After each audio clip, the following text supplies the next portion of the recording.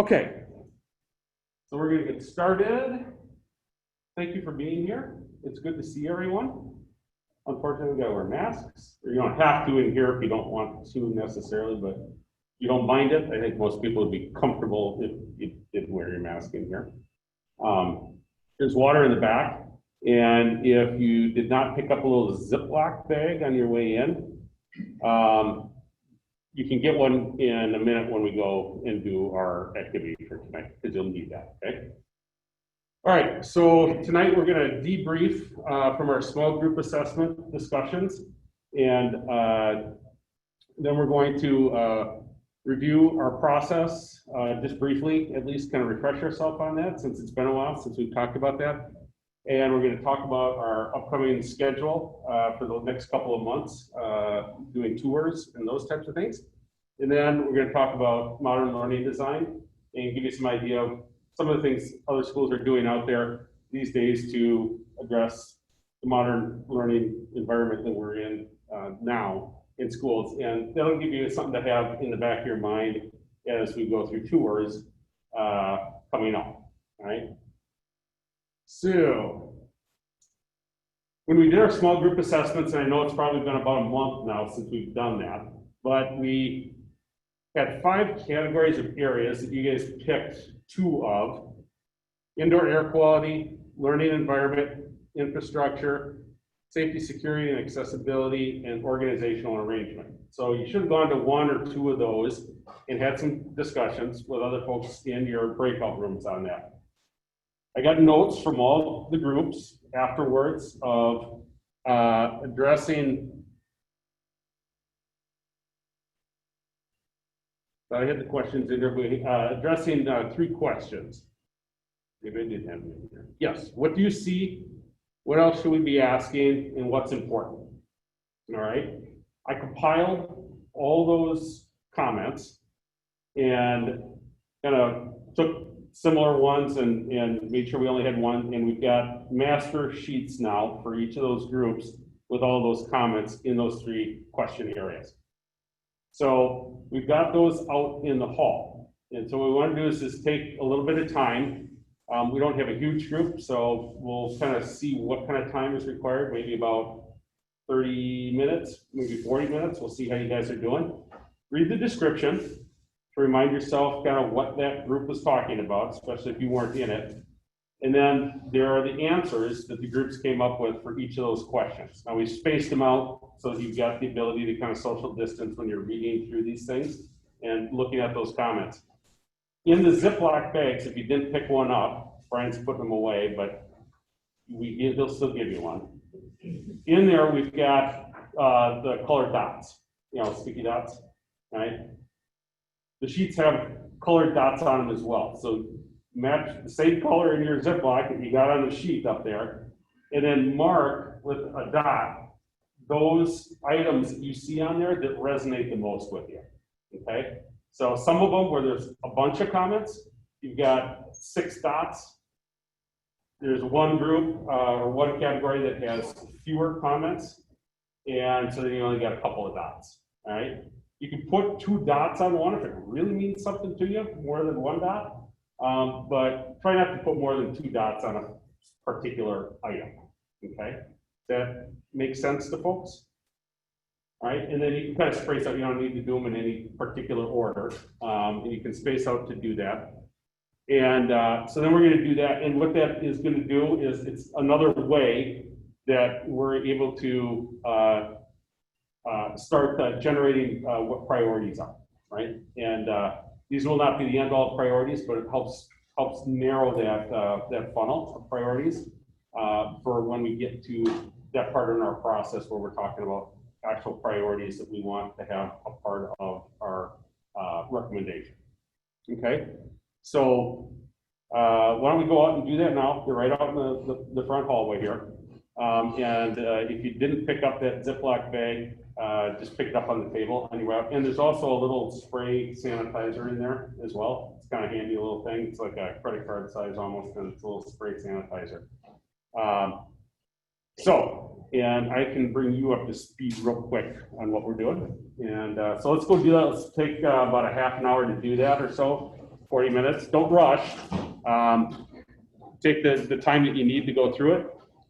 And so then the guys at home on Zoom, we're going to get you a copy of what that is in your email.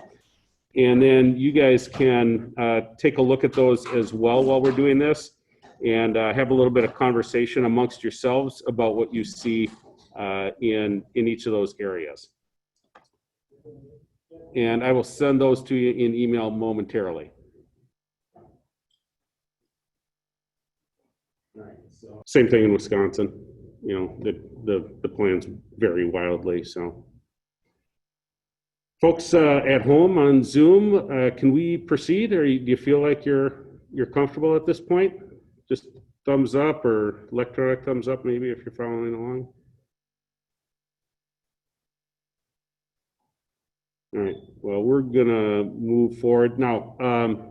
So we're gonna just talk for just a couple of minutes about things that maybe surprised you. So if you guys have a comment that you want to chat in, Gavin will represent you here on those comments. Okay. So.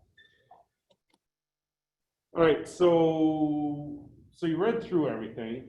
You may have even participated in one or two of the categories that you're reading about, but we had multiple groups in each, so even your group's comments didn't necessarily encompass all of the ones that were there. I think the only one that we had a single group on was indoor air quality, and I think part of the reason is because we had such a robust conversation in our meeting about those issues. And so, but just, were there things out there that surprised you, first off, in any of the categories? You can say which category it was, but what surprised you, even if you didn't put a dot on that particular one. What maybe took you a little bit, you know, like by surprise or off guard that was up there?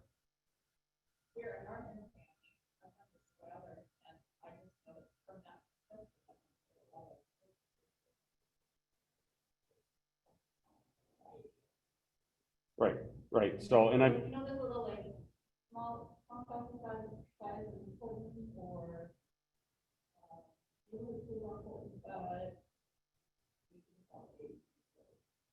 yeah.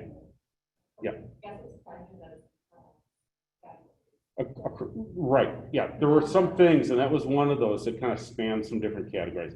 So, folks at home, just let me know if you heard that comment. I suspect you didn't. That's okay. We're not going to pass the microphone around and spread germs with the microphone, but I will repeat the comment if you weren't able to hear it. Just text it, Gavin. Okay. All right. So the comment was, I will paraphrase. Let me know if I do it right.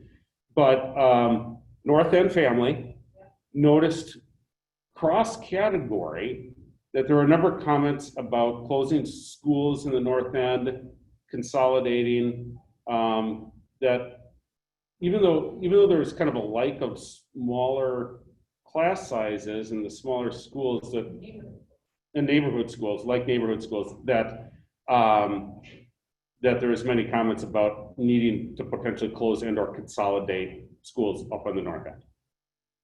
Accurately represented? Okay. Who else saw something up there that surprised them a bit or found interesting? Yeah, Colin, right? Categories, there seems to be a lack of data provided by the districts in terms of evaluation. And so it seems like data that they should have and should be willing to share with us. And part of the question is, does the district not have the data, or does the district not want to share the data? Right. And then what's the motivation behind? Right. So intentionally, we asked the question, what else do we need to know, right? What are the things we need to look at there? And so there are a number of comments in each of the categories about data-driven things. And so the question was, or the comment was, kind of a surprise at some of the lack of data that the district maybe has and or is not willing to share, right? Now, in my experience in trying to work with the core team to compile information to use as part of this process, I have not found that the district is unwilling to share anything that we've asked for at this point. And so what that's been able to do for us is kind of clue us in on some of the additional information that you guys want to see and feel is important in order to drive ultimately some firm priorities and recommendations. So we've taken that, we're giving consideration to those areas and some of the topics where you want to study further, and we're going to blend that in. And in a minute, we'll talk a little bit about the rest of our process, but we're going to blend some of that stuff in with the rest of our process. There's also information there that people have mentioned that they were kind of looking for. They at least have questions on that I think will also be answered over the next several meetings when we're touring as well, that we're going to be able to point out, show, and have folks from the district talk about. All right. So, but I agree, there's many questions, which is not entirely unusual at this point in our process that there's still questions, especially knowing that we've got to still go to finance and costs and operate type things, which is kind of the next thing we'll move into after tours. And so that's fairly heavily data laden as well. So, but good observation. Anybody else have something that was interesting? Excuse me, sorry to interrupt, but we don't have the PowerPoint on our iPads or on our Zoom. All right. We're not working off the PowerPoint, but thank you, Ben. Anytime.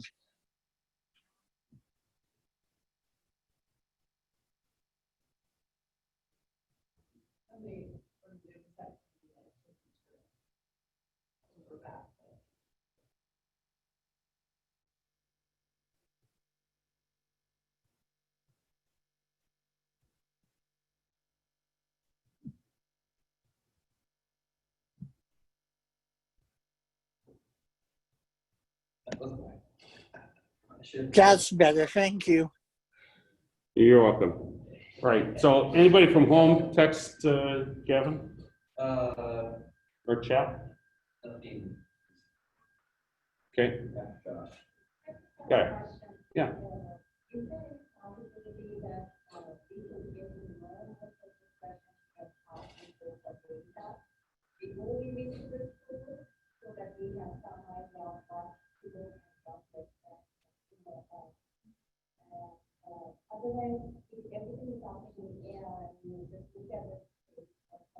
Mm-hmm.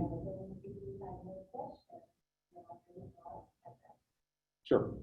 So I'll tell you what, I will take a look again through the questions and see what data would, in my mind, be most applicable to the information on the tours, and we'll see if we can compile some of that. If you have particular questions that lend themselves to things that you would want to see or have pointed out on the tour, and you want to email those to me, I will do my best then to make sure that we can try to answer those things either ahead of time or on the tour. Some of the things we may not be real easy to answer unless you can see it. But I'm happy to do that because, as I said, I have not found that the district's unwilling to give up any information at this point. And so, you know, we'll do our best to get you the information that you would like to see. Yeah. Can you just reiterate what the question was? Oh, yes, sorry. The question was, the guy I had is there some information, some answers to either questions that were posed in those documents from a data standpoint or otherwise that you could get ahead of time before the tours that might make the tours more useful or more valuable? Did I represent that correctly? Okay, so that was the question. Along with that, this is easy to put together, but just an overview of the school because these are the bills. Right, no, we did email that out, and if you're missing it, there was a PDF that we sent out to kind of midway through the virtual stuff. Pardon me? Yeah. Yeah, and I can send it again, it's not a big deal. So the question was, is a compilation of information about the buildings that we're gonna go see, like when it was built and that type of thing. And so that document that we had provided earlier, and I will send again, Gavin or Brian, make a note so I don't forget here. Yeah. Yeah, that document has the year it was built. It has a floor plan in there. It has pictures of the building. There's a variety of pieces of information. And then the facility assessment also has, that you would have gotten copies of, has information on most of the schools. Some of the schools from an assessment standpoint, like CO2, for instance, we have to measure when students are in the building. And so we measured a number of the schools, but then we were not in school anymore. So much for measuring CO2 at that point. But that data that we have was in those documents. So I will remind folks when we sent it, and I'll try to include them again. All right, so good point. We are intending when we do tours, and we're kind of jumping a little bit ahead on the schedule, but we'll also provide just some information on kind of the tour route and the stopping points that we're going to have at each school when you get there with an area for notes. So you can write some notes as you're going through too, just to be able to remember that stuff. Yep. Yeah, our original plan was your big 3-ring binders. We're going to have all that stuff in hard copy form. And before we got to do any of it, we were virtual. So would people prefer to have that in hard copy form? Because we can make hard copy forms of all that information and bring them to that first tour, and then you can have that on all of it, on all the buildings. Would that be helpful? I think it was sent from you.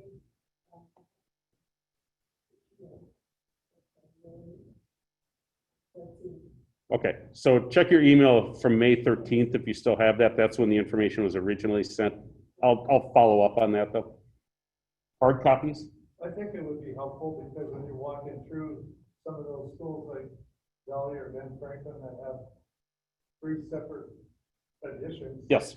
You can write your notes as to the editions and what you see and. Yep.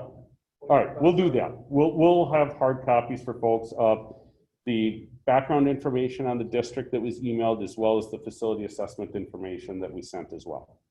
Okay, and we'll have that. I won't be able to get it to you because there'll be a fairly large document, so we won't be able to mail it to everybody, but we'll have it at the first tour. And if you missed the first tour for some reason, we'll have them at the second tour. Okay.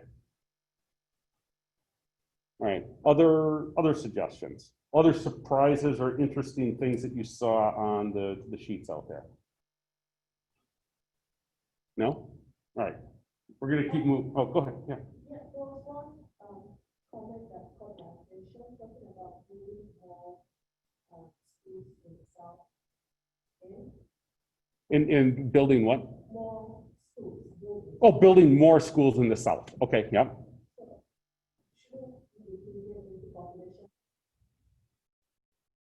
So that comment, I believe, and if anybody actually was a part of a comment similar to that in your small group, but that comment, as I've read through the documents kind of sequentially, came, I think, largely from the demographer report and the presentation we had from the demographer that works with the district as far as what that growth is at the south end of the community.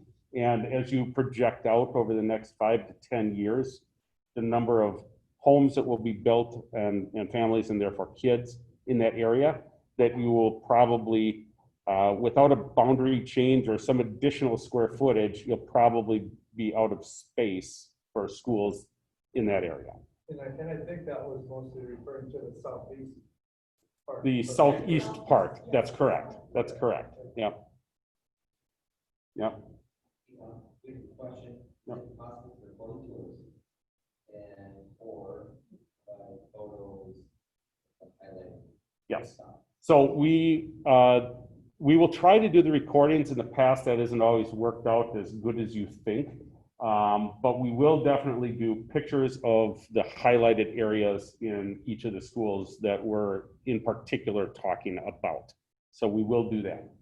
And then we'll make sure everybody in some form or another gets copies of those, whether you're on the tour or not. Got it.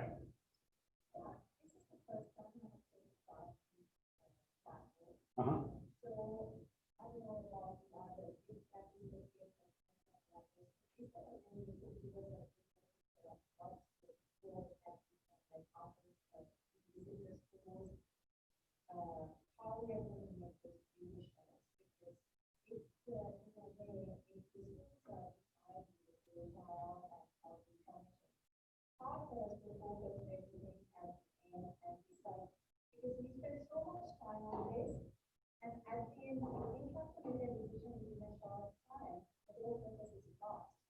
Yep.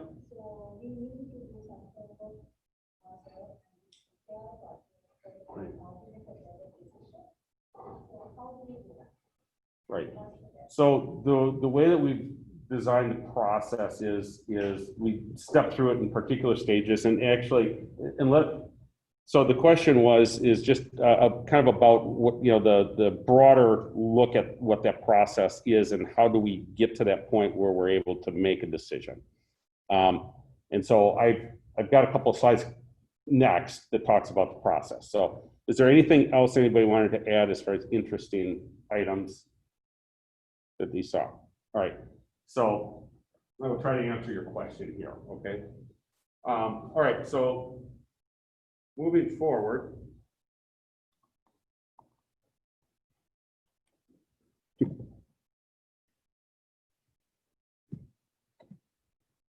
There we go. All right, well, remember our norms. All right, so the process, and this isn't going to answer your question immediately, but as we go through this, hopefully well. Just recalling again, the importance of having a community voice in the direction forward with the school district. The school board needs to hear what the community voice is in that process. We're hoping, although it's really difficult right now, but that you're communicators within your circles in the community about things that we're seeing, that we're talking about, and concerns, ideas, and other information that you're hearing from your colleagues and your friends and your neighbors that you're able to bring back to this process as well. All right. Obviously, intentionally, there's no board members, there's no administration a part of this, because this is truly to be a community voice into the process. All right. And so when we look at this, and I'm going to go fairly quickly because I know you've seen this before, but as the school boards look to decide what the direction forward is, there's a lot of inputs, even beyond this. One of the big ones is this community engagement process, but of course it's not the only input. There's other things that they need to consider. Some of those things we talk about here and allow you guys to take into consideration. And there's other things that just inherently is not a part of our process, but the board just naturally has to deal with, okay? And so what we decide isn't necessarily going to be exactly what the board does, but it will weigh heavy in that overall process. All right, now you talk about staff input, and some of those comments outside talk about teachers inputting on the flexibility and stuff like that. I just wondering what does the staff have? Yeah, so there's a couple of processes, and they look a little bit like what we're doing here. I think they've done one or two previously, perhaps with some different groups of staff. And then there's a little bit more of it that will naturally come as a part later with the school district. And so they do sort of a mini type of deal with like what we're doing, but they focus mainly on what's going on in the school. So similar to what your questions are out there, what does the staff need? Willingness to change, talking about some 21st century educational ideas that we'll look at tonight. What are the deficiencies, in some of those schools? And so that staff ideation session, they won't sit down face to face with every staff member, but representations from departments and grade levels and different buildings will typically happen. And I don't recall, I'd have to go back and look, but there usually is a staff survey at least that goes out to all the staff at a point in the process. We do the community engagement process, so I'm speaking on behalf of a few other folks that work at Psychologic that handle that process. So I don't want to commit to saying it happened and then have some teacher come back and say, it never happened. So it happens at some different points in the process. So does that answer your question? Yeah, it's the fault. Awesome staff are not planning to communicate. Is that not planned at all, or will we ask staff questions? Pardon? Would that ever be an opportunity for us to ask? Yes, in particular on the tours, and I'll point that out when we get to talk about tours in just a second. But yes, and if there's more staff interface, we can try to provide that. And oftentimes what we do is try to provide it through principals because it's just hard when you've got a staff the size that you do in this district to pick, you know, who are you going to pick the fun from, you know? All right. Anybody else? Questions? Okay. So our process is pretty heavily laden on the learning, exploring, and understanding. We've been doing a lot of that. And developing priorities. So as we go through, we learn, we explore, we try to understand some stuff, and then we do an exercise like tonight that helps identify where some of those priorities may be. This isn't the end all to this, but it starts to narrow that path. We're going to come back and revisit these things collectively as priorities and essentially weight what the priorities are when we get later in the process. But that's the portion of the process that we're going through now. We will get towards the end to the point where we look at options. I'll describe that for you a little bit, but then we also apply the options, the priorities to the options as well to try to weight those options again to help us drive to a decision and hopefully some unanimity on a recommendation to the school board. Okay, and then the solution and a potential referendum is really the ending point. The school board will take what we do from options, they'll add their own criteria to that, come up with the final solution. And of course, we've been accumulating information from a parking lot standpoint. Some of the stuff that we asked out there, as far as questions, what data, what else do we want to talk about, is a form of that parking lot information that we're able to bring back a little bit later in the process during the right points in time. Okay, questions on that at all? Okay, so as we look at this from an areas of work standpoint, understanding what schools are, how they work, and how they've changed is something that we did at the beginning of this. And we watched some videos of Ken Robinson and Bill Daggett, and we heard from the principals about the strategic plan, or I shouldn't say principals, we heard from the administrators about the strategic plan and different programming things that are happening in the district and the direction they're trying to go there. Rosano talked to us about the, just lost the framework, high reliability schools framework that the school district has adopted. And so really what that's doing is letting us understand what's going on in schools, because without understanding how schools work today and what's going on in the schools and the direction that the district's trying to go from a programming standpoint, it's really hard to try to make decisions around facilities and how those facilities support that work going forward, all right? So we spent some time doing that. Understanding the current conditions of the schools, right? Primarily from an infrastructure, building systems, and learning environment standpoint, and those are the assessments and the demographer information and tool. All right, so we've got some of that information. We're going to see more of that information then on the tours. Understanding what could be. So tonight we're going to look at some modern learning design environment information. We try to do that before we go on the tours, so you've got that in the back of your mind as you're looking at what you have now and how that might be able to be modified. And then we'll revisit this right after the tours again a bit as well. We do the tours so you can see with your own eyes what some of the issues are, see what the classrooms are, try to apply what the district is trying to do and what students need in the 21st century in your mind in the buildings, and how well we're supporting student achievement. We will spend some time then talking about costs, funding options, impact of making changes, tax impact if we happen to have a referendum, those types of things. And then we'll also talk within that about operational costs. So some of the questions that were asked out there, we already know what we're going to talk about.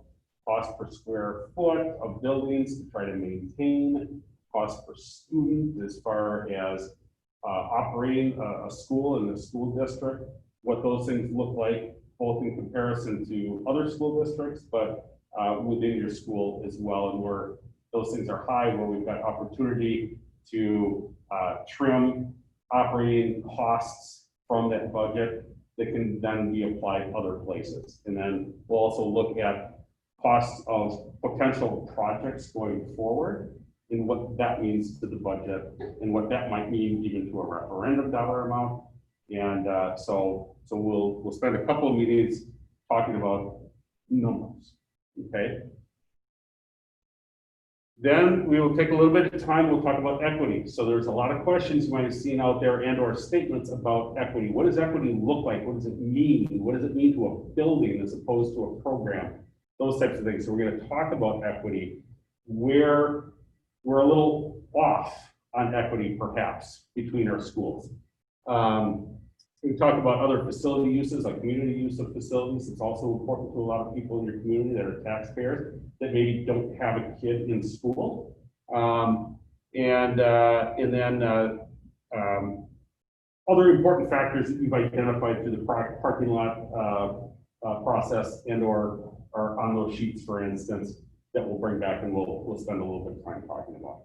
And if you email me other questions that are not necessarily specific to the tour, we can try to bring those out at that point as well. Then we go through a process, and it is not as long and drawn out as you might think.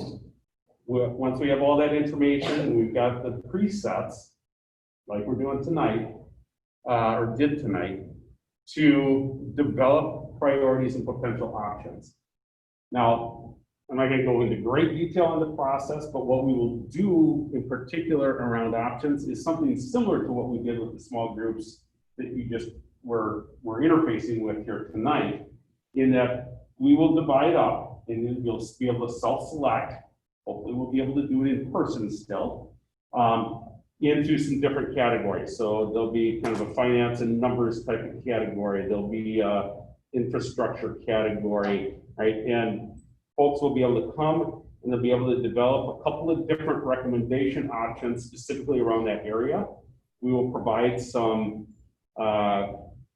assistance, if you will, not with writing the recommendations, but with being able to provide clarity and additional information when you're doing those. So Chris Arnold will be able to sit and be available to the infrastructure folks, for instance, or the air quality, HVAC types of folks, to help provide some information as they write a couple of those recommendations.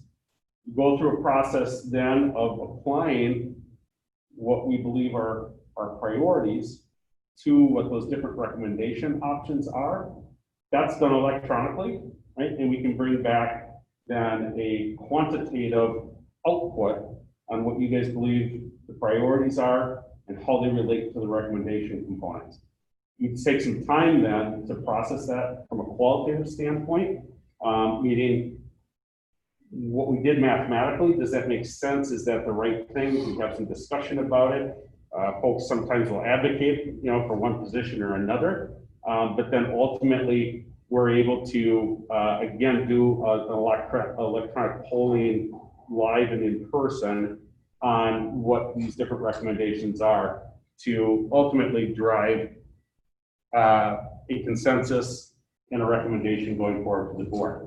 Now, consensus doesn't mean 100% in this type of a process. Consensus is usually about 70% is good. Anything more than that is great.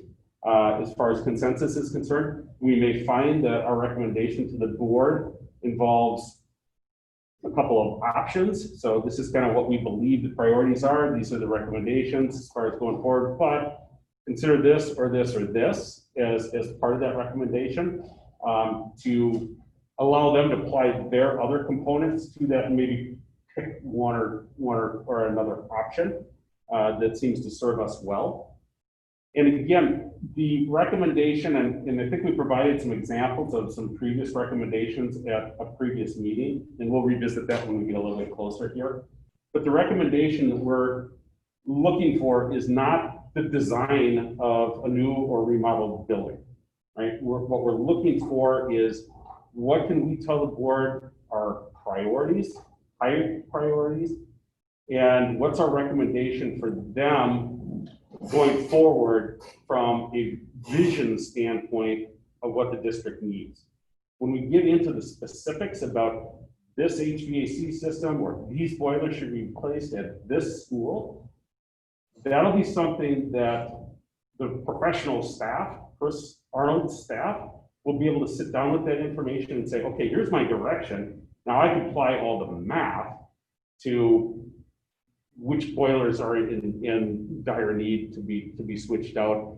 If we're talking about trying to address something on one side or the other of town, you know, east, west, north, south, whatever that might be, right? This will be able to provide that direction on how to come up with the details of it. So we don't need to come up with, like I said, a floor plan for a building, all right? But what we do want to do is provide the direction so that those decisions can be made based on what the community thinks is important. Does that make some sense? And we'll talk more about it, but in general, does that kind of answer your question, Gaia? Okay. Did you have a question? Okay. All right, so that's a bit of the work. Now, it doesn't look like we've gone very far. We actually have gone pretty far. We will be back working hopefully in person every other week or every, second and fourth Thursdays, for our 2.5 hours. This process that's left here, there's a fair amount to do, but it moves along pretty quickly. All right, so all I'd say is just at this point, I know it's a little bit of faith, but trust the process. We've gone through this before and we've had good results from it. Okay. All right, what the three big questions, and we may have mentioned this in the very first meeting, but as we're thinking about all of the stuff that we're thinking about, right, there's three questions that we really want to be able to drive all the way back to what that recommendation is going to be and those priorities against. And we want to be able to answer affirmatively, hopefully, on all three of these questions. In specific order, is the recommendation best for kids? Is the recommendation fiscally responsible? And is the recommendation politically acceptable? Okay, so those are all three pieces that are very important for us to be able to say yes to, for obvious reasons, when we're thinking about what that recommendation should be. Okay, and so we'll come back to talking about these questions again as we drive closer to that point. All right, switching gears to tours and what we're doing for the next 2 months, essentially. All right, so this will be emailed to you. We finalized this finally with the school district. As you can imagine, the logistics of trying to figure out opening of schools and cleaning schools and all the stuff that they're doing. We were able to finally drive this. So 2 weeks from now, August 6th, will be a tour of Valley Middle School and West Elementary School. August 13th, which is then on our regular second and fourth Thursday schedule, Schrader Middle and Viking Elementary. August 27th, we'll do South and Discovery. September 10th, Central High and Phoenix Elementary. And then September 24th, Red River and Ben Franklin, right? And we're still working on what the additional tours as options to pick up some of the other buildings can be. All right, so I have a question, and remember the very first meeting when we went through the pictures, and you guys had to figure out what they were, even though they were either blurred out or parts of them were missing. So in order for us to drive priorities and recommendations, you don't need to know every little last detail of information, okay? Now, I don't have any problem giving you information, so it's not trying to be a cop-out. But obviously we can information ourselves to death as well over a period of time.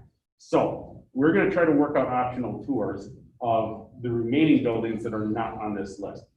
Just as a show of hands, and you can chat in for folks that are on the Zoom, but who would be interested? And I know we had at a previous meeting, at least 1 or 2 people had mentioned that they thought it would be important to see all the buildings. And I'm not going to deny that of people who want to do that, if we can at all possibly make that happen.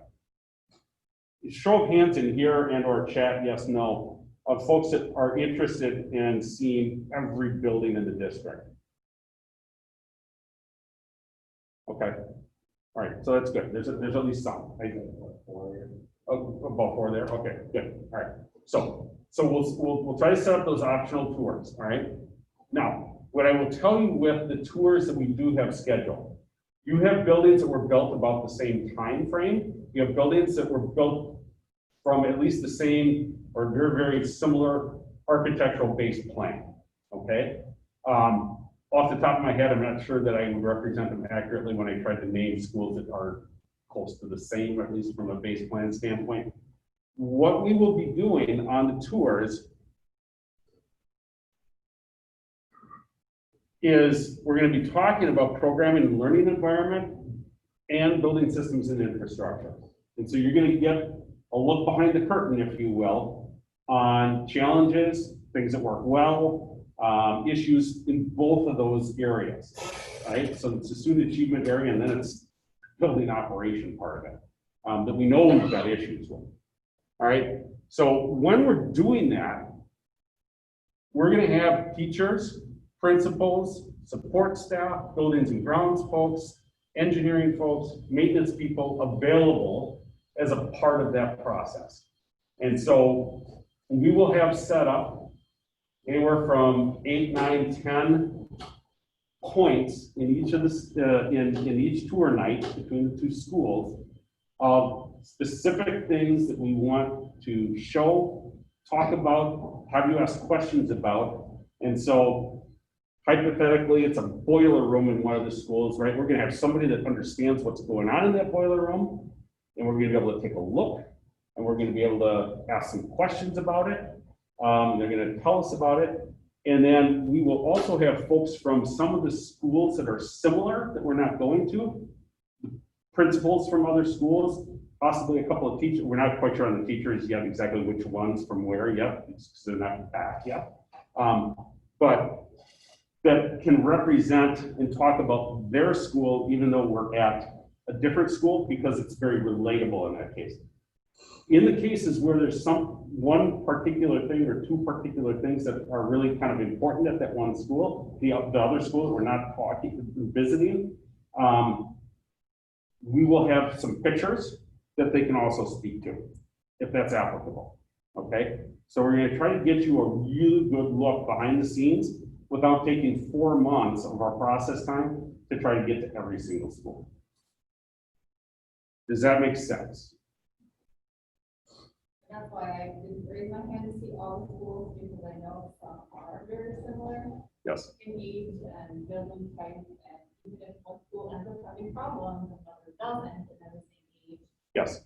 so that does happen. Right. That's why I didn't raise my hand at all. We're also trying to show it too from an equity standpoint, you know, so for instance, we're not going to just all the schools that have problems, right? I mean, Discovery is on that list. Phoenix, which is another one of your newer schools, is on that list, right? So that we can understand it. There was a comment out on the sheets. It seems like it's all doom and gloom. I think it was on the sheet, but I know it was a comment that had been made. And there's reason to believe that there's a lot of doom and gloom. And that's the state of schools, quite frankly, across the country, all right? But it's not all bad, right? And so you also need to see what is working and be able to think about that and how we adapt that in areas where maybe it doesn't work as well. So we've got all the middle schools on there. We've got both high schools. There's a big difference between Red River, where we are tonight, and Central, right? And even just from the part of town they're in and what that means. You got all kinds of green space around this school, and Central doesn't have any green space. Right, so there's some things like that that we want to be able to look at in these tools. All right, so here's my big question for you though. To really do a good job doing this, I'm wondering if you guys would be willing, and again, a yes or a no from the folks at home, could we back up our start time by a half an hour and do tours from 6 to 9 instead of 6:30 to 9? I think it'll really be beneficial for us to just have that little bit of extra time to do a good job drawing that stuff up. And I know you guys are going to get in there and have questions and want to talk a little bit about that and not just race through. Online, everybody saying Okay, everybody here pretty good with that? Okay, awesome. I appreciate that. So again, I'll send an email with all those dates, the time that we're doing it. And then what you'll have to do, what we're doing is we haven't prepped every tour at once. And especially right now, because principals aren't technically back yet and what have you. So we prepped our first tour at Valley and West, okay? And so we'll be able to send out information and say, here's where we're gonna meet. This is the door we're gonna use to come in. This is, the route that we're gonna take. These are the things we're anticipating you seeing, and give you a chance to give us a little bit of feedback on that. And we should have that to you sometime at the latter part of next week, just in case there's a little bit of feedback, okay? We'll be prepping the other ones ahead of time, but I can't send you that detailed information on every tour just yet. But I promise you, you'll get it always at least a week ahead of time. Okay? All right. Yeah. I think someone mentioned that we will have buses ready for tours. Is that possible that we decide? Yeah, we were thinking at one time, so the question for folks at home is will we have buses for the tours? And we were thinking at one time that would be a great idea. We just all meet at the district office here in Markford. I guess that's not where we are here. I say here. Yeah, but we'd meet at the Mark Sanford Center where we were meeting, previously. We'd just all jump on the bus and we'd go together. Unfortunately, with the situation we're in, that's probably not the best idea. Keep everybody comfortable, from a health standpoint and such. So we're just going to meet at the schools, and the schools that we're going to meet at have large enough parking lots. As you may be aware, some of our schools don't have a lot of parking at them, and you'll be able to see that. But we'll be meeting at schools that have adequate parking. All right. Wear your good tennis shoes. Wear some good tennis shoes. We will have water available because it will be hot in some of those schools. I anticipate because of the time of year. It's all right. You're going to get a good sense of what the students have to deal with that way. And don't wear anything too nice. Maybe don't wear your suit if you're coming from work or something like that. At Valley, that is a particular issue, and you don't have to. We're going to have examples of the from the tunnel for you to look at on the ground floor, but we're trying to work it out so that if you do want to go take a look in the tunnel, that you can do that. Yeah. 1 second, I lost a minute. You want to check your head? If there are things on the tour that you don't mention you want to see, speak up. The purpose of the tour is to let you see the building, get a feel for it, and do not be afraid to ask questions. There'll be a number of small groups that should give you the opportunity to ask questions instead of 40 people walking around. There'll be smaller groups. It should be safe to ask questions. Who's going to make fun of you? But people need to know, and I think that's the big thing, because this group has to go out and tell other groups what the situation is. There are a lot of stories and a lot of myths in all school districts. There's all kinds of rumors. Your job as part of this committee is to destroy those rumors because you know what the truth is and what you've heard anyway. So when somebody says, well, I don't believe that, say, you know what, I've seen it with my own eyes. That's the way it is. Or else that's the way it's not, whatever it might be. But we need that information. We want to get all the information to you. But I agree with Tom. This district has been very transparent with us on almost any issue we've asked. That's not always the case.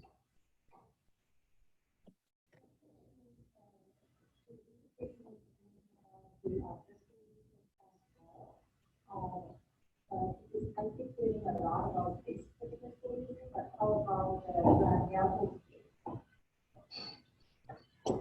We will bring back some information on the Air Force Base, but there's some trickiness to that because the budgets can't mix, right? So the greatest effect you would have potentially is if they closed an Air Force Base school, that those students would come here then, right? But if, for instance, a referendum is passed to do work on schools in the city of Grand Forks, for instance, that would be voted on by folks here. As I understand it at this point, I'll clarify for you, but I'm pretty sure I've got this right. would be voted on, folks, here, but that money would have to be spent here. It would not be able to be spent at the Air Force Base because the budgets can't mix. Isn't there funding like from the DOD? There is funding from the DOD, and that's, you know, a little bit different process, and that has dwindled over the years considerably as well. So that does put them in a bit of a predicament.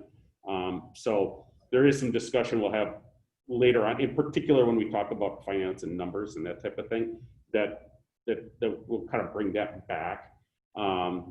Because Scott and Chris can talk pretty significantly about how that works. I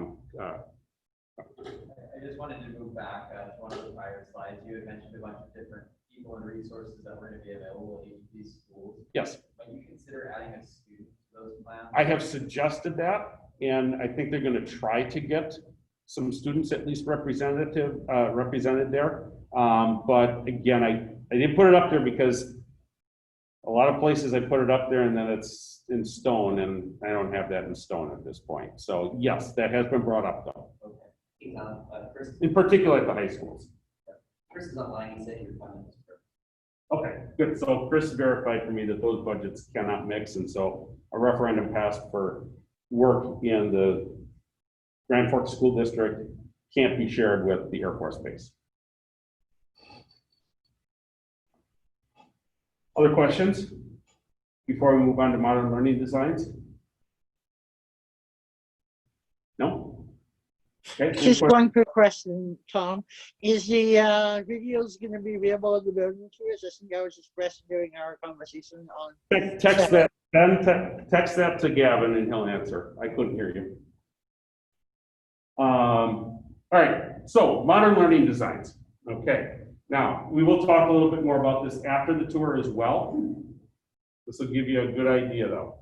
So when we talk about modern learning environments, we really kind of have to just take a walk back a little bit and then understand what has happened with learning environments over the years.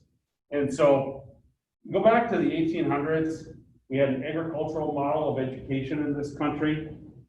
Most students only finished the primary grades and didn't go on to secondary grades. We were heavily agricultural, we were very regional or community driven at that point. And so you were learning what you needed to do to work on the farm, basic reading, basic math, and or do a trade that supported agriculture, like blacksmithing and that type of thing, okay? That was really what our education model was back then, and it varied greatly from area of the country to area of the country.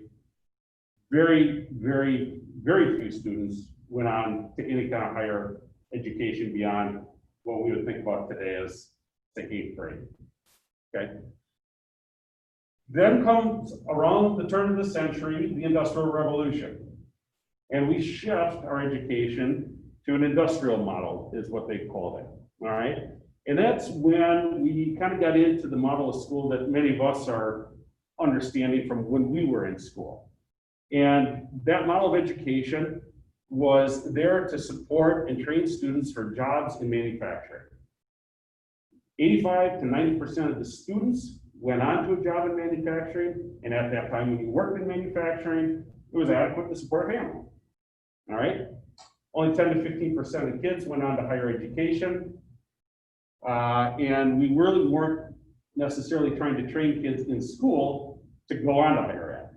If you were smart, you were able to do that. If you came from affluence, you could do that, but the general person did. Our schools mimicked manufacturing, which is why we have very compartmentalized education plans. We did math, and then we heard a bell, and we switched what we were doing, and then we did English. And then we heard a bell ring, similar to in the manufacturing plants, and then we switched and we did something else. Very compartmentalized, very individual, very task-driven, right? And a model that most of us are used to understanding. Straight lines at desks, that type of thing. The world has changed since then and obviously progressed over the century. And now in the 2000s, what we're referring to to a large extent is we're in this global information and innovation model. And now what we're trying to do is train kids for higher thinking skills. right? So if you think back to the 1900s, in particular when we were in school, we did a lot of memorization. Memorize the capitals of the states, memorize where the countries are in the world, memorize a formula for chemistry, memorize the periodic table, right? We don't do a lot of that now because now every piece of information we ever wanted is instantly available on the phone, right? And so now what we're trying to educate, and largely our manufacturing jobs have either gone overseas or have been automated, right? And so now what we're doing is educating kids as to how to use data that's easily accessible to them and process that for use in a valuable manner. And we're training kids on how to create the automation that's running our manufacturing, right? And it's that higher level thinking skill that our kids are needing as they go into the 21st century, okay?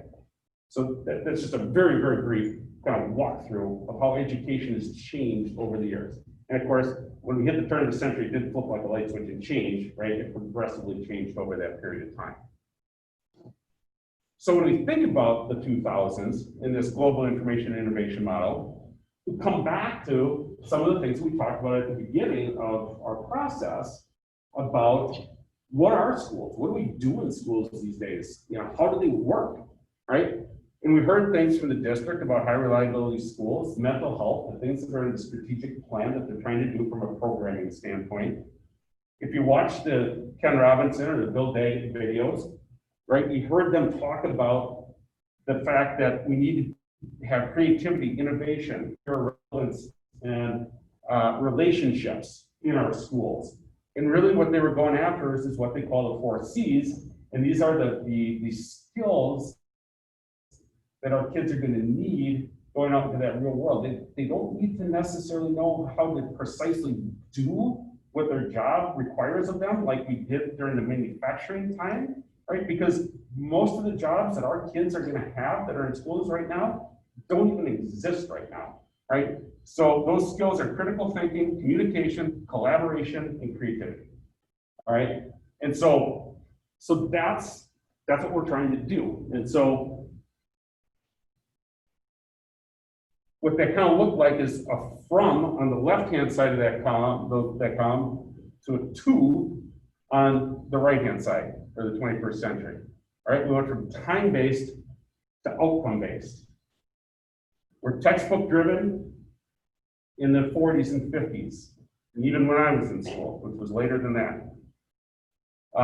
to now being more research-driven. Right? Kids are spending more time online, looking stuff up. And again, it's that information, how do we process it and create value out of it?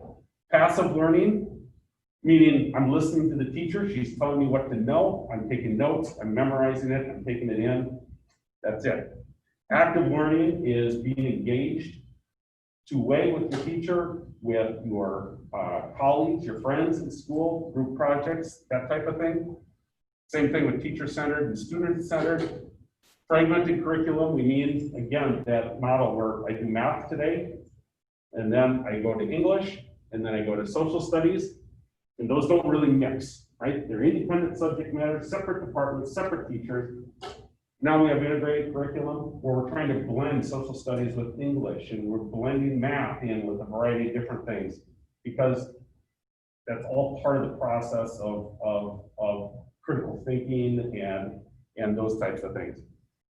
Printed assessments versus with multiple forms of assessment, isolation versus collaboration. Again, I'm working on my homework, my test, right? It was all about just me and what I knew versus now the collaboration that happens in the classroom. And then facts and memorization versus higher order thinking, which we talked about. So you can kind of see that shift towards the end of the 20th century into the 21st century.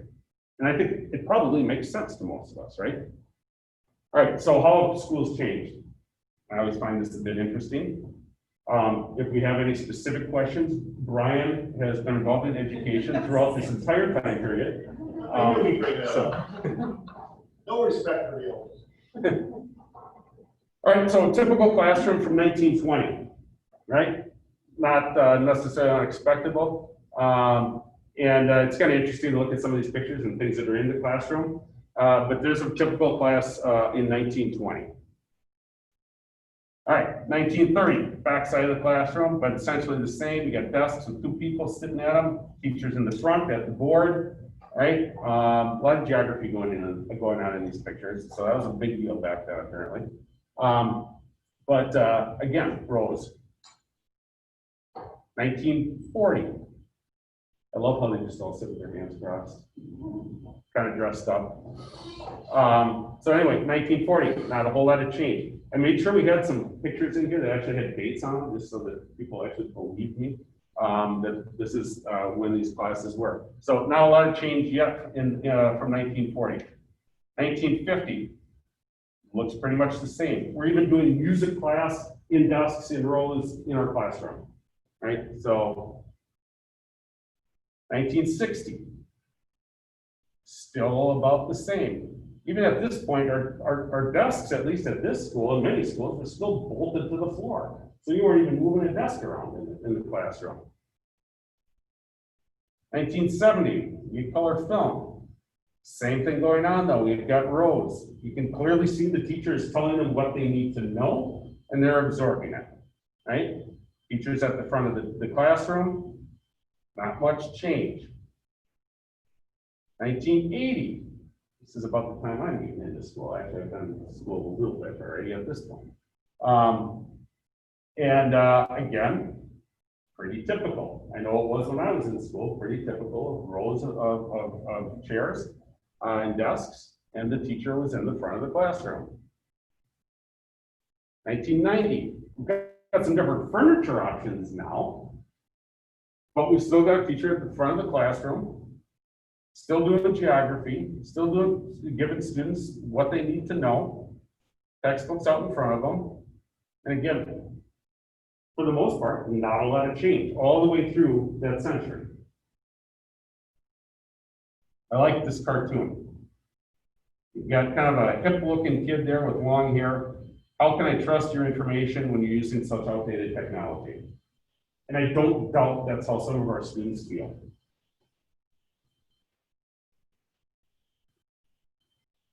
Some of our classrooms are starting to change, right? No more desks, no more rows, no more teacher's desk at the front of the room. You see a wide variety of different things. You see, teacher's reading chair here in the middle of the room. I love this little cabana where kids can read. Right, so this is what we're starting to go to. So one of the things you want to think about when you're going on tours is, what are you seeing in your schools? Is it 1940 or is it 2010? So as we go through the pictures that I'm going to show you here, we won't spend a ton of time on every picture, I promise you. As we go through the pictures, these are going to look kind of architecturally nice. The architecture like to promote the artistic value and the fanciness of buildings and what have you. So don't pay attention to that. What we're worried about looking for is just, how are we using space? What type of furniture do you see in these places, in the rooms and the spaces? What's the use of color these days versus the blandness that we probably remember in school? Availability of natural light or brightness of classrooms, the flexibility in the classroom or the learning space, and look at and see if you can understand whether it's student-centered or if it's teacher-centered, okay? So look past the rest of the fanciness. The reason I tell you that is because a lot of the concepts you're going to see here can be duplicated. It can be new, no question, but it can be reimagined existing space as well. And the example is this is a building that is now 2 years old, right? It's built with modern learning in mind, personalized learning. You've got classrooms that are around this common space. You've got a group of kids here collaborating. I think most of the time you don't see quite as many of those kids there. It might be smaller groups as well. Class, teachers still got visibility, still got the ability to supervise. The kids are out here in a comfortable environment, collaborating and learning together from each other, right? Great. You don't need to spend necessarily all of that money just for that concept, because here's the exact same thing happening. And I can tell you firsthand that this space here is a building that was built in 1945. Okay? So the concepts can be duplicated. That's why we want to look past the architectural design part of it and look at really how we're using space. Okay? Makes sense? Okay. Also incorporate this into the high school level. I see a lot of pictures in the elementary level. Yeah. Yeah, I don't know why that is, that we sometimes need to have more pictures at the elementary level. I promise you, as we go through the slideshow, there are high school pictures in here, so. So what I mean is, can do people still, like, do other schools still do that, like, high school level, or is it still in High schools have been a little bit more progressive from that standpoint, but not necessarily. You know, and we'll go through both of your high schools, and you can look for yourself what the classrooms look like. I think what you will find is elementary classroom teachers are more open. Yes. Because high school teachers, for the most part, and I was one, that Even this at is what I Red did, River, this is what I'm gonna do, and it takes some time to change that. yeah, even at Red River, we still have the desk right in the line. Mhm. So, have you seen it in any other school districts where they have used different methods? I've seen both, I've seen the different method both at the elementary and the high school level. So this example here comes from my home district, for instance. That's a new school that we built 2 years ago. This is remodeled space in a school that we had that was built in the 40s and added on to 6 times, just like, you know, some of your buildings here. And so, but the concepts apply. And you'll see a little bit of, I'll point out later when we take a look at how spaces can be moved around and remodeled. And I'll point out kind of what we did here, but you can kind of see that this goes back. And that's a learning center. We basically here have about 4 classrooms that were melded into one. And so now you've got 100 kids and 4 teachers that are all working together, almost like a family unit in this case. As opposed to 4 separate individual 25-person classrooms, right? And the kids do a fair amount of self-directed learning, but there is formal instruction as well as informal instruction, right? And that's a programming thing, right? I mean, we can talk about the fact that we like that stuff, but that's really not up to us. That's not in the scope of our work to dictate programming. But if you listen to what our administrators told us about their framework in the strategic plan, there are a lot of concepts that they're thinking about and working to try to act on that are like this. Okay. All right, so learning spaces. So one of the things I just point out here is flexibility, right? Open, natural light, flexible space, flexible furniture. And you can see that this kind of doubles as a pass-through area, right? What we're trying to do is maximize the square footage we have in our buildings. We'll point it out again a little bit later in this, but think about, especially when you go on tours, how many square feet in that building is dedicated to hallway space, or even a lunchroom in many cases, and how much time is that square footage actually used, much less used for educational reasons, right? Some of the schools we work in, hallways can be up to 35% of the square footage in the building. You're still heating it, you're still lighting it, you're still air conditioning, if you have air conditioning, you're still cleaning it, right? But it gets very little use from a student achievement standpoint. Using less than 30 minutes a day. So, this picture, this is a hallway. Well, it's both a hallway and a learning space.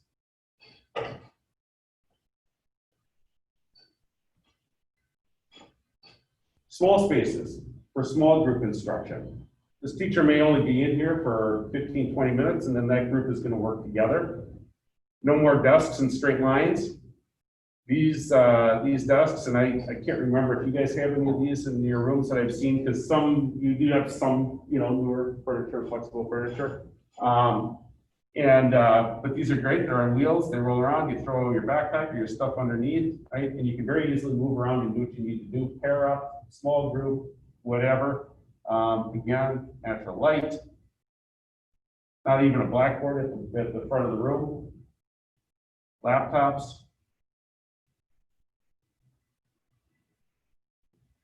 Conference room style, right? We're getting kids ready to be college and career ready, right? We don't generally sit in classrooms when we're in meetings, when we're collaborating, when we're brainstorming, we're innovating at work, those types of things, training even, right? So why not have some of your classrooms look like conference rooms where you can look at each other while you're learning and you can read body language and you can interact, with your eyes even. This room consequently also has a divider. So again, flexibility. Right? So those are more of your high school type designs, those middle high school. Right? Here's some, yeah, go ahead.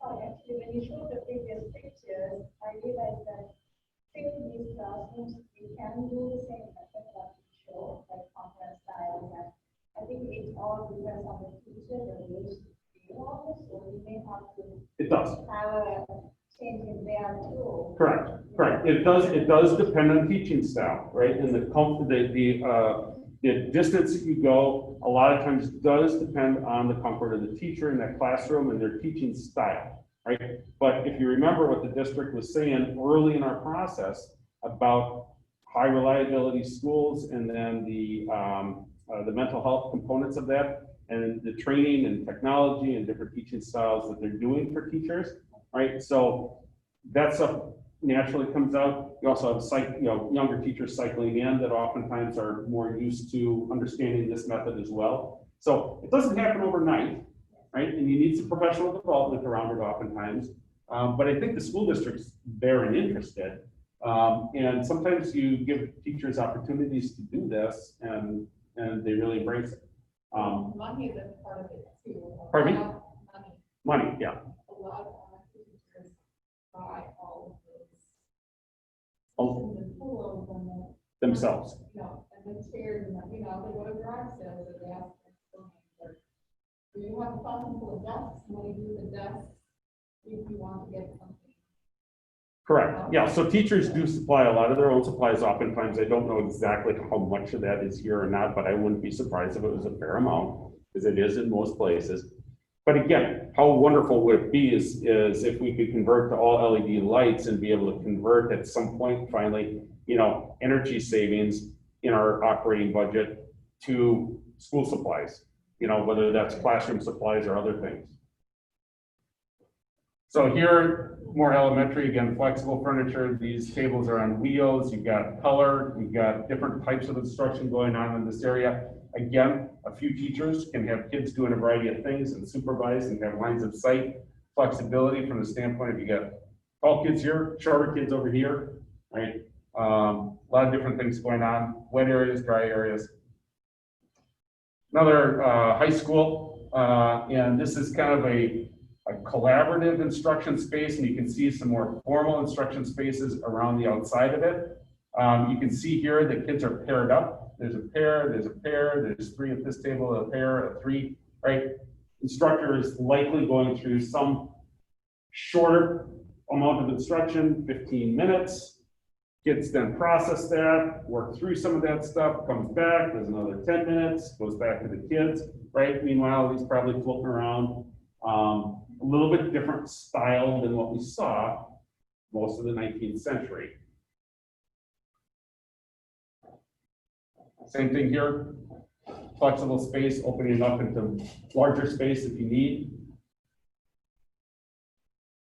All right, so when we get into STEM and robotics and CTE and maker spaces and that type of stuff, here's a food lab, right? Looks a little bit more like food network than the traditional home ec room that we probably were in.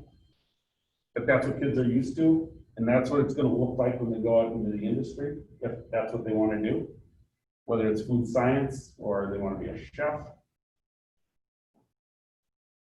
Science space, again, flexible, open, lighting, color, Formal instruction, couple points out here. You can see there's kids back here taking formal instruction, but then these classrooms become dual duty. Might do half the class in here, half of it out here, flip-flop. Physics, engineering, math type lab where kids are running a variety of different experiments. Again, wheels on tables, natural light, very flexible, very open. What we might call in my day an industrial arts shop, but tech ed, right? You can see some formal instruction going on over here. See a kid working on his project over here. Built in here a little clean room area. So if you're doing robotics, for instance, you might be trying to put together the robot here with some metal shop stuff, some wood shop stuff, but you need a little bit more of a clean room environment to do some of the electronics portions of it. Again, this is not a fancy room, and that doesn't necessarily take a lot to put in a space like that, but all of a sudden now you start making your space more valuable to things that kids are going to see when they get out in the quote-unquote real world. I love this space because it's nothing. All the mechanicals are still there. There's no great floor, all right? It has windows, but it wouldn't have to have windows. But it's a drone lab, and they just put netting up around the wall, along the walls. They've got some sensors and stuff in here, and I'm not quite sure what the sensors are for. But now they're flying drones and doing, engineering type projects with the drones, just in truly a repurposed sort of space. Not high dollars, but somebody was thinking out of the box about how to use space. Same thing here, robotics lab, right? Looks almost like it's in the basement someplace. Not fancy, concrete floor, concrete walls, right? But again, very flexible and very functional for what they're trying to do. You don't see the table saws and the drill presses in there and the workbench with the vise on it though. Another space here, clearly repurposed space, not new, right? Kids are able to do hydroponics studies. I think they have some fish potentially in here, but I don't recall. It's not an expensive greenhouse, but space that serves its purpose well for kids.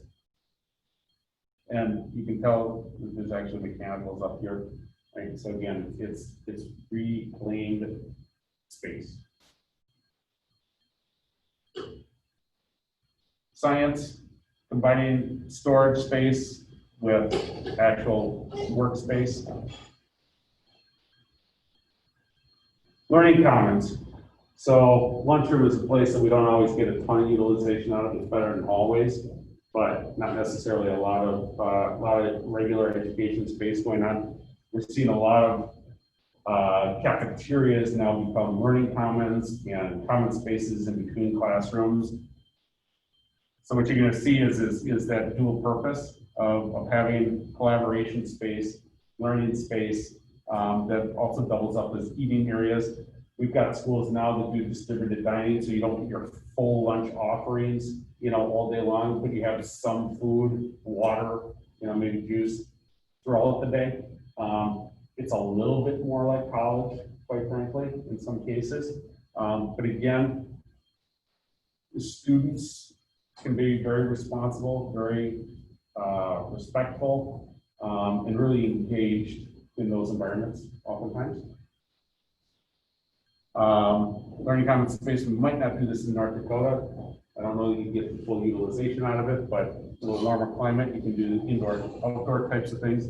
These windows do all close up. Younger kid space, probably middle school in this case, maybe elementary. Again, you've got, oops. Wrong button. Got some more formal classroom type space around the outside. Kids can come out here again because it's glass. You've got sight lines and supervision right on the wall, do a variety of things. Again, more flexible space, natural light. You can see kids doing things in different types of positions. Same thing here where you've got some formal instruction, some informal instruction areas. See more schools going to a garage door style thing, so that again, you can close that down if you need to do something more formal in here and isolate, or open it up and have just a more open area. This is a little bit more fancy, looks a little bit more like college, but you've got the outdoors coming in. Really simple to bring just some greenery and some life inside your buildings. Again, what I'm sure used to be a cafeteria, now again, a collaboration space, you know, Apple Genius Bar, if you will, over here. Different options for kids, a little bit of water, beverage area there. This is hard to remodel into, but again, different ways to get from one story to another. That again is flexible space. You can load this up with several classes and do some type of formal type of thing here. You could do a little bit of a performance thing if it was, something drama-wise that you would want to do. It's just, again, it's a flexible space. All right, breakout spaces, collaboration, nesting spaces. Again, this is sort of similar, but again, you're going to see different ideas on how to provide for small group collaboration. Here's what used to be a hallway, but now starting to be used a little bit differently again. I love this for elementary school. Sometimes kids, especially if they're introverts, they just need a little bit of time by themselves to decompress and recharge. Great space for reading, right? But again, fully supervisable, but fun. It's colorful. Another take on a cafeteria type space. Small group collaboration room. If you're doing something more serious, you can actually close the doors down a bit. There may be several of these types of areas around here. I recall for sure here where a teacher may be working with this group, move to the next group, move to the next group, kind of cycle back around, but give those kids a chance to, and again, spaces that you see like at Google, you know, or Microsoft or other places. They don't have to be those top end companies, but there's a number of companies that have spaces like this that their employees interact in. Again, dry erase walls. I mean, that's where you're doing creativity. That's where you're doing innovation. Media centers and libraries are changing a lot. No books in this one, right? All of our information is online, but it's still a resource center. Media comes in a lot of different ways than just books. Elementary school, right? Let's make reading fun and enjoyable. Colors. Right? Kids reading here. If you or I were going to pick up a book to read, we probably would not want to sit in a desk chair and to sit down and read a novel. Right? You probably want to sit on the couch, curl up, in a chair, maybe throw a blanket down and sit on the front lawn. Right? So if we want kids to engage in reading, let's think about, even in ourselves, what allows us to engage in reading and provide some spaces like that. And again, use of color, use of some variation. And none of this is particularly expensive. It doesn't require a brand new school. Another upper level type library media center. Another one. And then we see a lot more going on with outdoor learning spaces.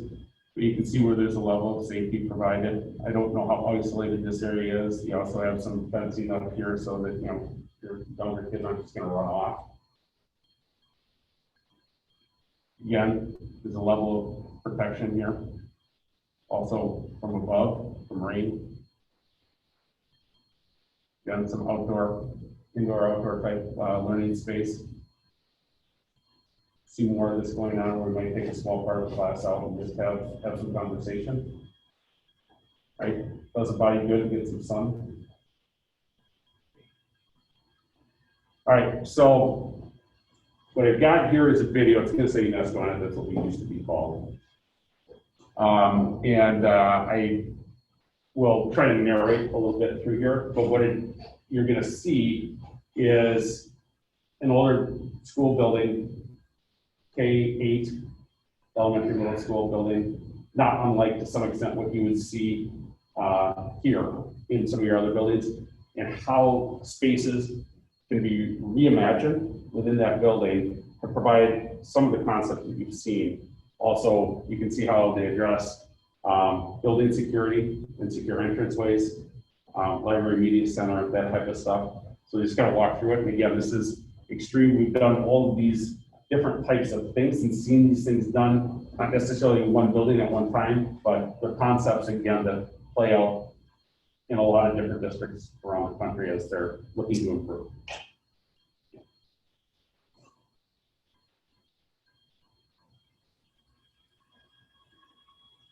All right, so there's your traditional school. And pointed out, this is the existing entranceway here. These are the elementary classrooms here. Library on the corner, secondary or middle school classrooms here.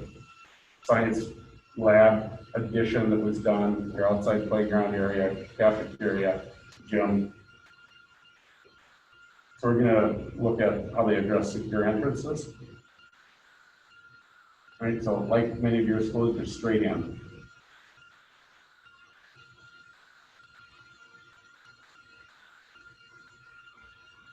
Right, so when you walk in the door, if you choose not to go to the office, you're right in the school.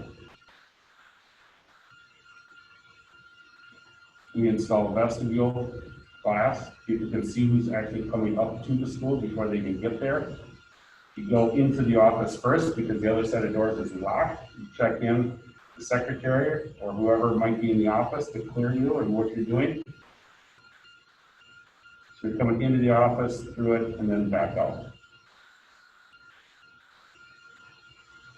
Traditional elementary layout, classrooms stacked along the hallway. Desks. My guess is you'll see a fair amount of this on the tour.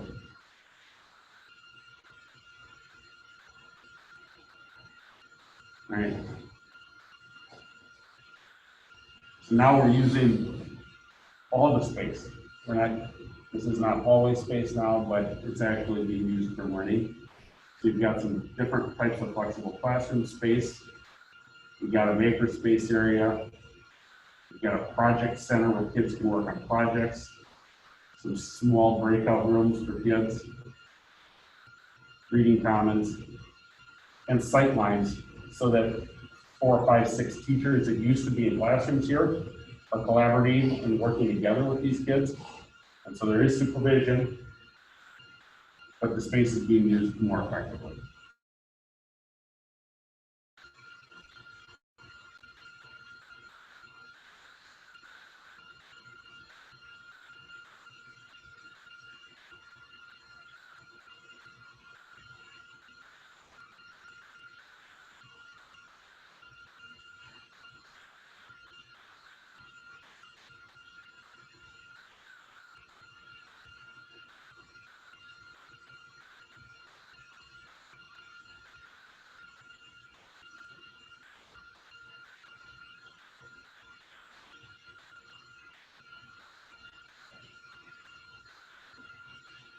That's your maker space.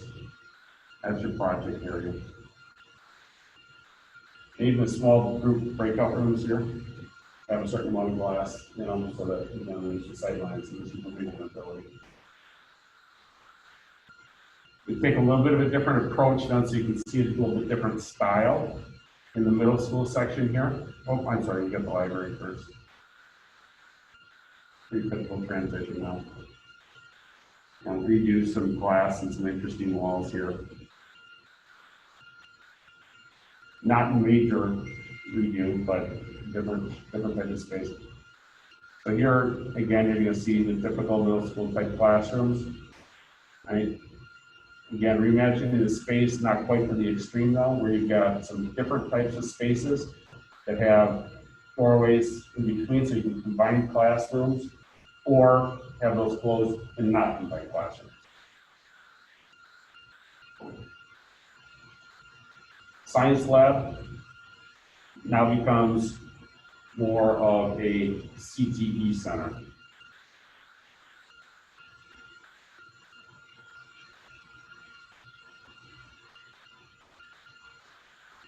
right? Typical science lab.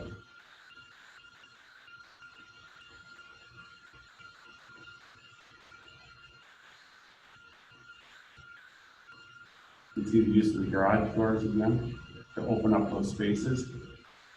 And now, because this is a CTE or a STEM lab, you've got a certain amount of science. That's a storage / learning space in between, kind of like what you saw in the one picture, right? Large garage doors that open up in between, yeah, needed or can be closed.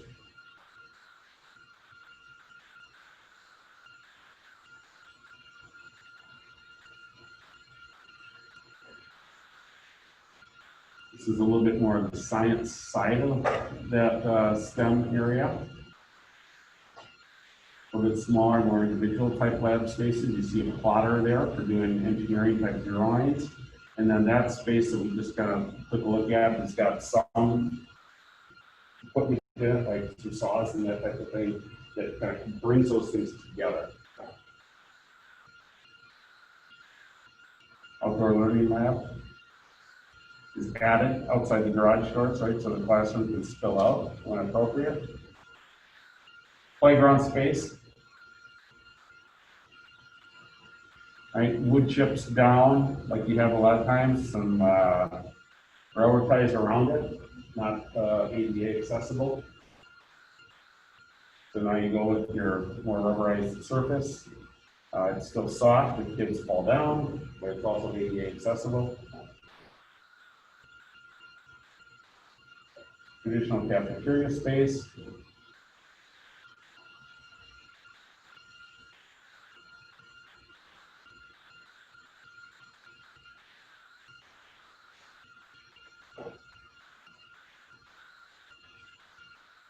New cafeteria space.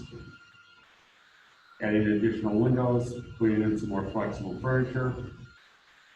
Probably used at least part-time as a bit of a learning commons area.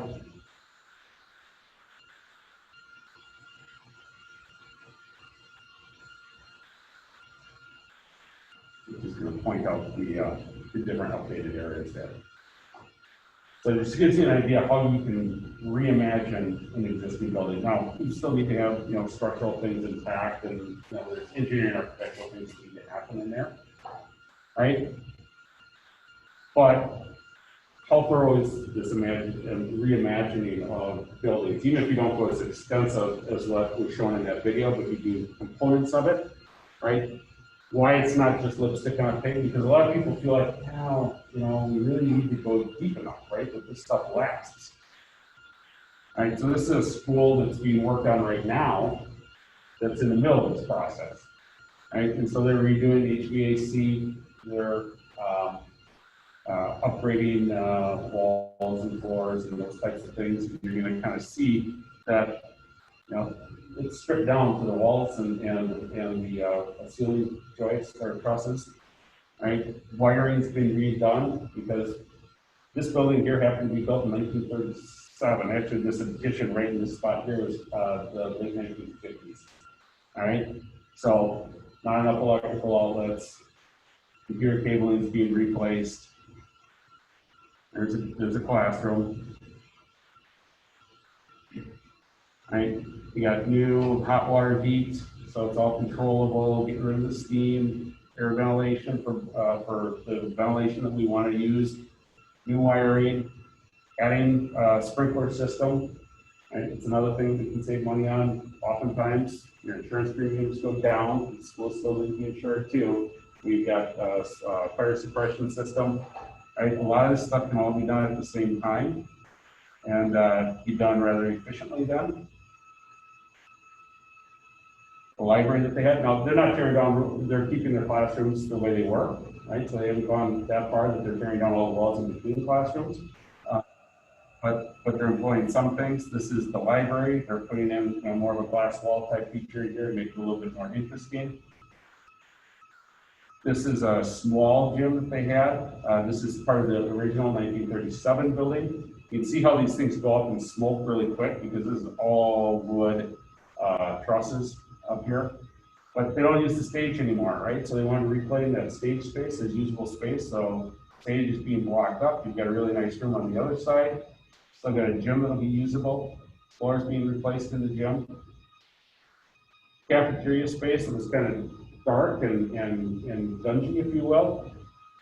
Took out the ceiling that was at this level, coming across, it was put in, again, this is 1937 building, during the energy crisis, to keep the heat down and not keep the higher ceilings. Well, sure enough, you take the ceiling off, found windows up here, right? So I'm gonna replace the windows with energy efficient windows, give it a good coat of paint, fix up the floor a little bit because it's terrazzo, right? Hang a few things in there that look nice, and now all of a sudden that cafeteria looks like a brand new space with a lot of natural light.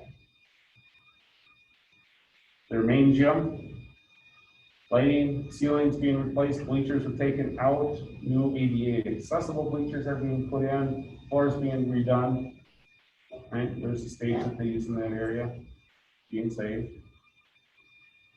So when you're done and you take a look at a building that's been repurposed, and again, this is another early 1960s building, not looking all that unlike some of the buildings you have, but what you'll see here is first off, entrance redone as a secure entrance way, new doors that are energy efficient, windows were replaced that were energy efficient, right? Unit ventilators, if you used to see grills kind of hanging out on the windows of the classrooms, right? Those are gone because they've gone to more of a central air system, right? Just take a look inside the classroom. They still got more traditional furniture, so not everybody goes all the way with this stuff, but new casework, new door sets. On the other side, new door sets used to be old wooden beat up, you know, type of door entryway. See, hallways are bright now. New coat of paint, floors are fixed up. A little bit of architectural feature here. Another little interesting kind of nook space there. But again, it looks relatively new. Another example of reimagining some spaces. This is a project that was done a couple of years ago. Again, school's not unlike your own. Do you remember what we told what age was? 67, okay. So cafeteria space. When we got done with that, that's what it looked like. And I promise you, I mean, that is a color photo. I mean, that wasn't, you know, placard to make it look really dunky. It was a dingy cafeteria, right? So color, pushed out the wall a little bit to give them some extra capacity in the cafeteria, so they have to have multiple lunch periods. A lot of natural light coming in, a little bit more interesting furniture. Library Media Center, not unlike what you'll see at a lot of schools. And I swear to God, we get these exact orange chairs when I was in elementary school. Again, redone. Stacks of books still here, but still, you know, a Genius Bar, more flexible furniture, color. Outside of the building, they were concerned about the pride that they had. They weren't sure that when a visitor drove by their school that it fully represented what the community valued in education. They wanted to improve the outside look. So that's what it looked like afterwards. Same building. Liking, that's their school mascot, that changes color. Oh, it's got an LED backlit. Gotcha. Which is not necessarily that expensive to do these days. All right, so that's all I have to show you. Only got maybe 15 minutes left here. But just as a large group, and again, at home, you can text it to Gavin and he'll represent it. But anything surprise you or not surprise you in that? What opportunities or limitations might you see in your own buildings here? And we'll continue to have discussion about this, and what items kind of rise up as maybe priorities of what you saw there as a start. Right. There's something that's definitely watching that we talked a lot about the focus of the ADA compliant. Yeah. Like the playground, for instance. Yeah. ADA compliant, and maybe think of the Austin Park that really distributed. Okay. Here in town, park, my kids been asking for weeks.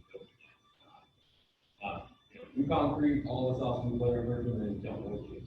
Yeah. I think it's a district you take a look at that. Yeah. It's So a great project, and then it's not easy.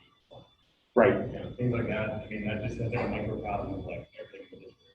Like, it's an awesome project, it looks sweet, but not every kid can use it. right. And that's Right. a project that's basically done. It's money. I mean, That's just they're pure so cash. cheap. Yeah, wood chips are obviously cheap. Cardboard or surface is. That's interesting, because I in Kelly, when we did fundraising, that was a big push, we were gonna make ADA compliant.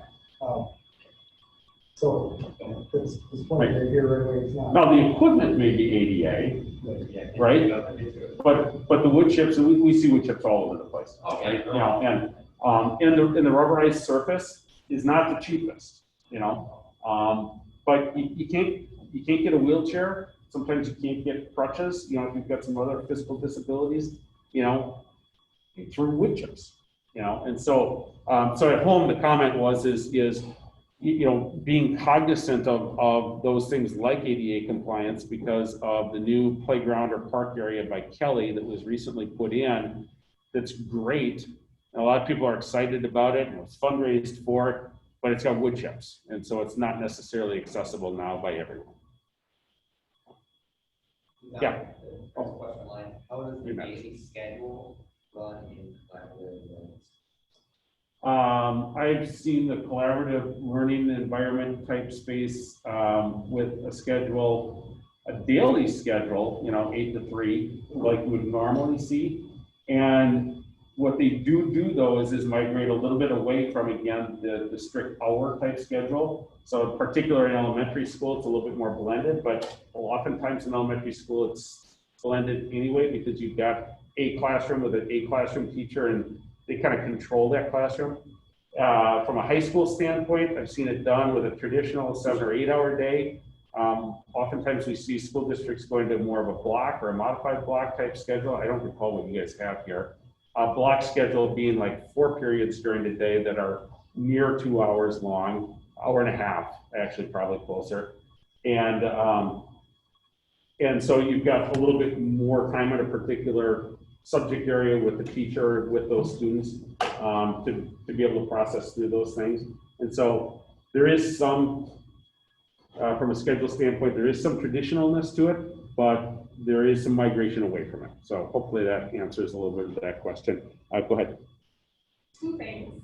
One, to answer that or comment about that, you know, when you showed the redesigned building and the elementary school space. Yeah. And having that open collaborative area, I think that would be fabulous if I were an elementary school teacher and an opportunity to collaborate with my colleagues. Hey, you know what, we have these students who need some extra time on this area. Let's put them over here. You sit with them, spend time with them. That made me really excited. What I have seen, oh, I'm sorry, go ahead. Well, I was gonna say, and then the other thing that I really enjoyed seeing is this idea of using libraries and common space and creating a play area for kids, especially elementary school kids. We have a lot of days here where they don't get to go outside for recess. And so utilizing some of those spaces to be able to create opportunities for them. And maybe it's just the regular time they would have been in the library anyway, but they get to move around and do some fun things instead of, you know, having to go outside. That was really cool to see. At home, were you able to hear her comments? She was a little bit louder, but if not, I'll try to summarize them. Whitney had a comment that was. Okay, I'm going to assume you hear it, but I'm going to make a couple comments. As far as the collaborative learning spaces, what we're seeing then too is that you didn't see like teacher desks, right? Because there's a lot of shared spaces there. So you'll have a teacher workroom. It's a workroom / collaboration space. And so they may have their desk and some of their personal things in that space, but all the teachers are together in that space. And so they can do that collaboration for kids. And what we've heard when we talk to parents who've been involved in a system like that is they said, because you've got multiple teachers working with, you know, this group, or even as I had mentioned in one of those really early pictures from our school district, what you'll hear a lot of times from parents is it's much harder for a kid to get lost in the system, right? Because there's somebody usually looking out for them, just because it is more collaborative in nature. And so where some kids have been left behind and then moved to a school that had that type of system, that was just some feedback that I thought was interesting from parents. So Whitney, you had something? Or is it written here? Yeah, it's written down. Sorry, I don't have my glasses on. So all of the shared open spaces remind me of the open classrooms concept of the 70s, like open concept. Yep. And I know of one school specifically like, in fact, I went to a school like that. Many of the schools designed in this style were closed back because they were loud. How do we know that the current trends will, with open spaces, will not go the same way in the future? Well, And can I comment on that? yeah. You said, 100 kids in one space with multiple things happening. Yeah. And you think about ADHD kids, you think about Yep. that can't focus. You know, if we had people walking by us during this meeting, I don't have ADHD, but I would really. Right. I think there has to be a balance. That spot in the school that was closed, or that was open and then they closed it. And I ended up with elementary classes that had no windows, no doors, go away. But the cost, you know, it really needs to be done well with teachers. Yeah, so Whitney, some of the same comments from somebody who taught in a system, maybe similar to that you said, right? And just how do we deal with kids who have ADHD and all the stuff that's going on around them? And so I can tell you that having been in a school, my kids actually went to one of those 1970s open concept schools. So I'm pretty familiar with how many of them were designed. So the spaces that you see here, because of architectural features and that type of thing, they can knock the sound down quite a bit. And you see a little bit more structure around some of those spaces than you did in that 1970s concept. Now, trends are always changing, right? So we will never be able to do something that is completely trend resistant, but we can try to make those spaces as flexible enough to be able to match whatever the new trend is coming up. And that's one of the things that we're trying to do. Most schools, like a high school, for instance, that I've seen where they do that concept where you have, 80 or 100 kids in a classroom, family style. Number one, it's a fairly large space. And you do have some of those noise things going on, and you do have some barriers, so not everything is out in front of you. But those schools typically do also have some traditional spaces as well, because we know that every kid doesn't learn best in a environment, right? This is what we're finding out when you hear terms like personalized learning, is that teachers are trying to understand who their kids are and how to best serve kids. And so I can tell you in my district where we've done that, we have that. A lot of kids gravitate to it. Some kids start in it and opt out of it into something that looks a little bit more traditional because it suits them better. And so again, the idea is the ability to have flexibility with that. And so does that somewhat answer your question, Whitney?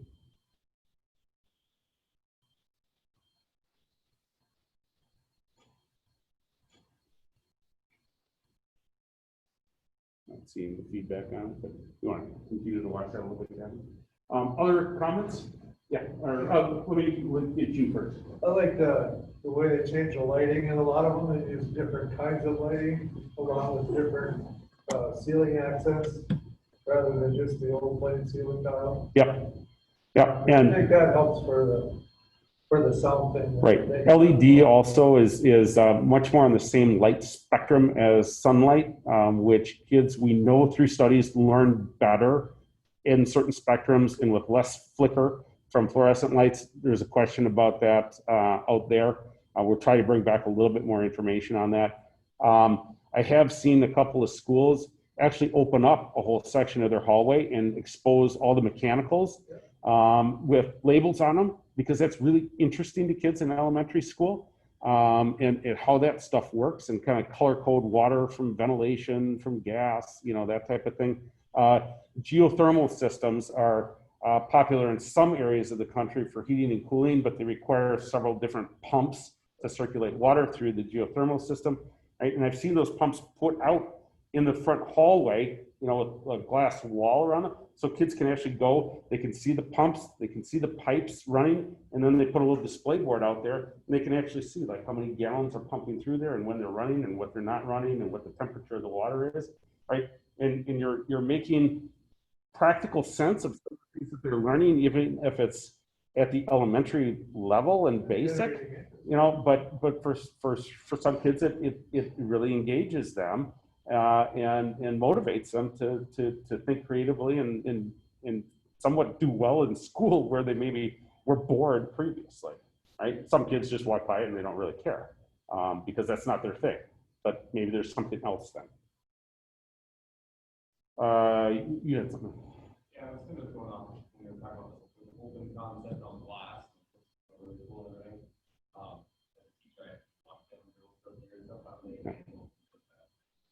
Yeah, and that's always a question. So I've seen some different things, and there's some different concepts out there about safety and security. So a lot of school districts, including my own, we do lockdown drills, and everybody, you'd have to lock the doors, you'd have to hide in the corner where you weren't visible, and that type of thing. Now with Alice, and I don't know if you guys do Alice here, but unless you're in the immediate area of the threat, you're supposed to flee as part of that training. So that's changing a little bit. What we've heard from security folks, and Gina would be one to talk to here. She's quite knowledgeable in that, so we can always bring her back and have her talk about that even at one of the schools when we're on a tour. But what we're hearing from a lot of folks is visibility is not a bad thing now, because you can see what's going on around you, right? And you're not as surprised relative to a potential security threat. You've got time to react, probably perhaps identify what's going on before something actually happens.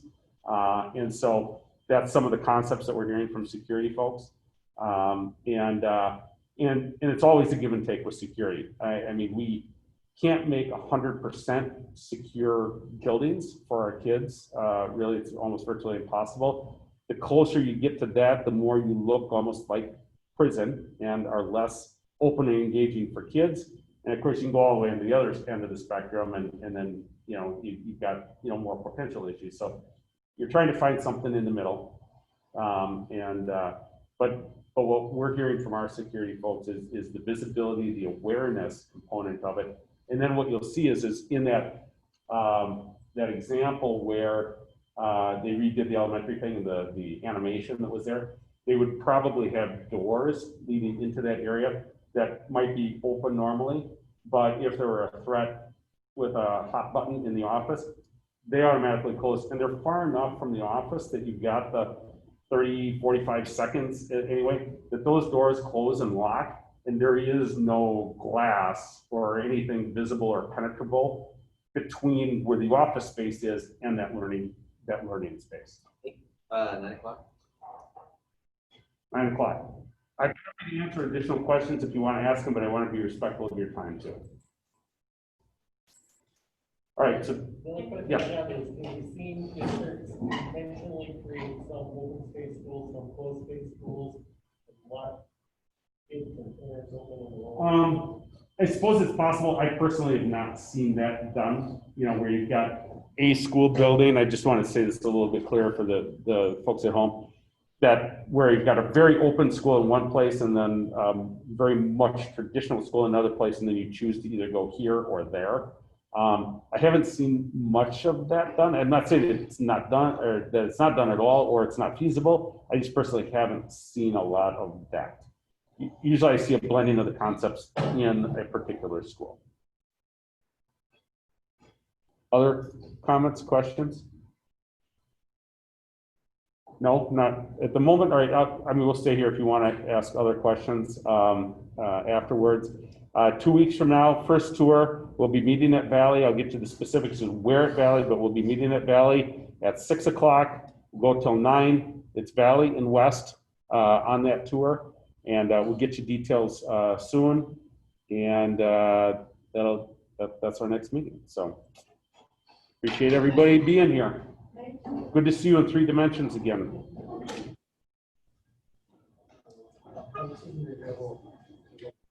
Oh, yeah, I will send out a link for the video, because we did record this tonight, and I will send a copy of the PowerPoint to you as well, so you've got access to the pictures and the information. And in your email already is PDFs of the stuff that you read, and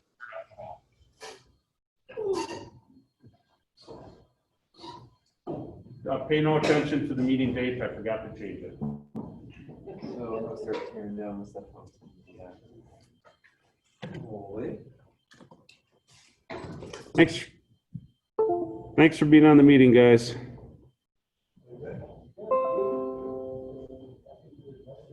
We'll catch up with you soon, Ben, but we gotta clean up because they want us out of here.